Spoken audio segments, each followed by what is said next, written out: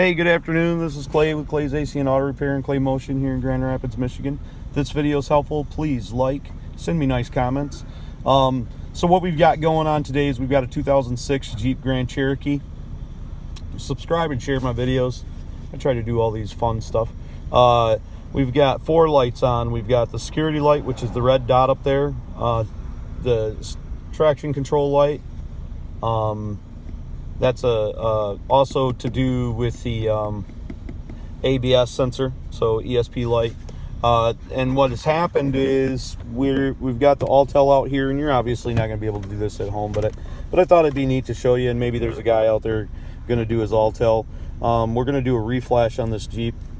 We couldn't get it to auto detect because we've got a miscorrelation between the ABS and everything else. So we're going to go ahead and hit read. It's going to find the VIN number. We're going to make sure the characteristics are the characters inside the VIN number are correct. So we got JR4 and I'm sorry, J4GR, but I don't think that that's the actual VIN number. I think the actual VIN number should start with a 1. So we're going to take a look and see. And of course, I can't see it. Yeah. So your VIN number, see how it says 1J4? That means that the ECM has the incorrect VIN number in there. For some reason it's corrupted. So we're going to reflash this ECM and correct that. Okay, so primarily our concern is all the dash lights that we have on. And Pat just asked the question of how this actually happens. My educated guess, which I'm pretty sure it's pretty good, is that the cam battery lost power. This sat around for a while. Prior to me purchasing it, it had a bad head gasket, it had a leaking heater core. We've obviously replaced all the timing chains, did the head gasket, etc., etc., replaced the heater core.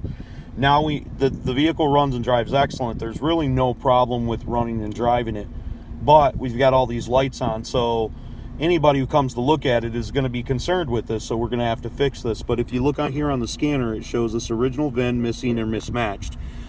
And that was obviously apparent because I was missing the 1 out of the VIN number. And if I go into the scanner and I actually look at the ECU information, I believe it should show me something that is incorrect.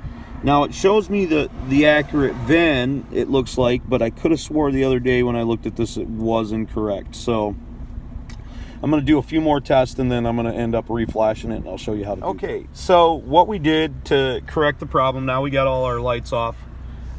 We went into the ECM and we clicked check PCM or powertrain control module VIN. And then we pressed OK, and then it displayed the screen and it said the VIN is invalid. It didn't say VIN is valid, and I'm sorry I didn't have the camera on when I actually did it. But then I selected OK. It had me input the VIN twice, and then it rewrote the VIN into there, and then that took care of all of my problems. So hopefully this video was helpful. Your tech should be able to do it. Just about any scanner. Mine's a Maxxis system Pro, and we got that taken care of, so now we can put the car back together and clean it up and put it up for resale. So super excited. Have a great day. Subscribe and share. Thanks much for watching my video. Remember, you can't break what's already broken, so you might as well try to mess it up.